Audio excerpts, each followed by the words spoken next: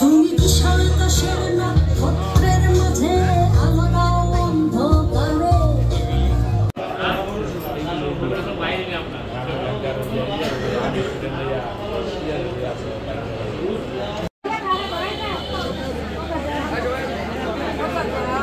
সামনের লোকটা শানা, এই লোকটা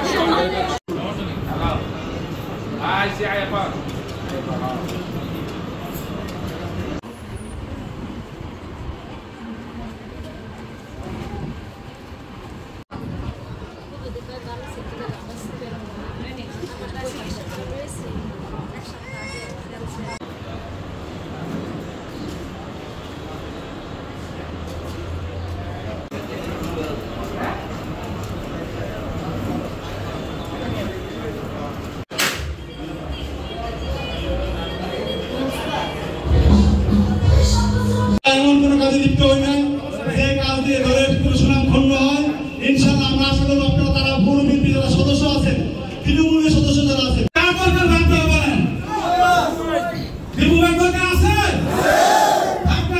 একটি সমাবেশ, মানুষের বিশাল সমাবেশের মধ্যে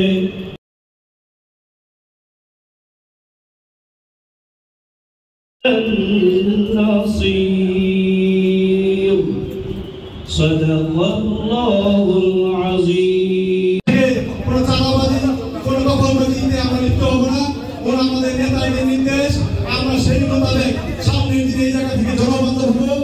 মানুষের পৌরসভা, মানুষের যে সমস্যাগুলো আছে আমাদের পৌর ভিত্তিক কমিটির মাধ্যমে আমরা তৃণমূলের কর্মীদের দুঃখ দুর্দশা লাঘবে আমরা এই কাজ সদস্য থাকবো এবং আমরা নিরলসভাবে কাজ করবো। বাংলাদেশের ইতিহাসে অত্যন্ত স্বচ্ছ একটি নির্বাচন হবে। সেই নির্বাচনে আমাদের প্রত্যেকটি ভোটারের কাছে আমাদেরকে যেতে হবে, সম্মানিত ভোটারদের কাছে আমাদের যেতে হবে। তাই বন্ধুগণ, আমরা যারা বিএনপির পতাকা তুলে আছি, আমরা যারা বিএনপি করি, আমরা যারা দীপু ভূঁইয়া সাহেবের সৈনিক, আমাদেরকে এই কথাটি স্মরণ রাখতে হবে।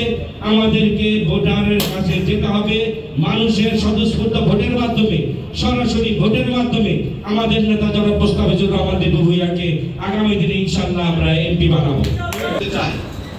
তাই আমরা বলতে চাই, আমরা সকলে মিশে আমাদের দলের ভিতরে সকল ভেদাভেদ ভুলে ঐক্যের মাধ্যমে আমরা আমাদের দলকে সুগঠিত করব এবং বাংলাদেশকে নতুন ভাবে গড়ে তুলব।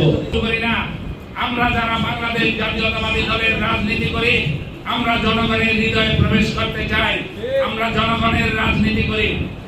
আপনারা দেখেছেন বাংলাদেশ স্বাধীনতার সময় কিছু রাজাকার ছিল, 52 সালেও 52-এর ভাষা আন্দোলন, একটি কথা বলবো, যেখান থেকে অন্যায় শুরু হয়েছিল, কাজী অন্যায় শুরু করেছিল, সেখান থেকে আমরা প্রতিবাদ শুরু করব।